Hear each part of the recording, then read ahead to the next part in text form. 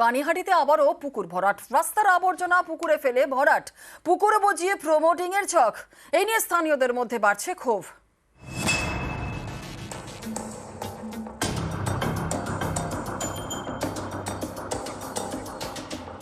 উত্তর 24 পরগনার পানিহাটি, এখানে আবারও পুকুর ভরাট। 29 নম্বর ওয়ার্ডের ঘোলা শ্রীনগরের পর এবার 28 নম্বর ওয়ার্ডে ওঙ্কার পার্কে। পুকুরই ছিল জানি। আচ্ছা, কতদিন ধরে ছিল পুকুরটা? আমরা তো ছোট থেকেই দেখেছিলাম। তারপর কি হলো? তারপরে তো পুকুরটা অনেকের কারো ভাগটাক ছিল এসব বোধহয়। পরে ক্লাব কি করেছে আমি সঠিক বলতে না, পারি এখন কি দেখতে পাচ্ছেন? এখন তো এই যে মাঠ হয়েছে আর ওইখানে ময়লা ফেলে ওখানটা বোঝানো হবে।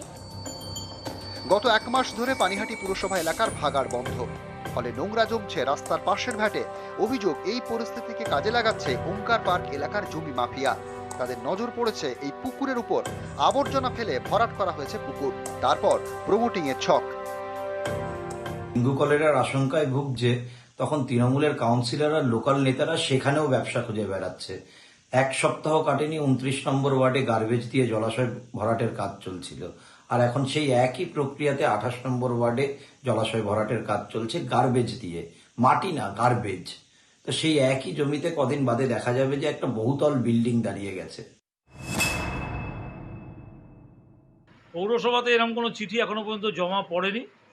যদি পড়ে অবশ্যই এটা আমরা তদন্ত করে দেখব। যদি এরকম কোনো হয়ে থাকে অবশ্যই আমরা এটাকে সঙ্গে সঙ্গে রুখে দেওয়ার ব্যবস্থা করব এবং জলাশয়কে জলাশয়ের জায়গায় ফিরিয়ে দেওয়ার ব্যবস্থা আমরা করব।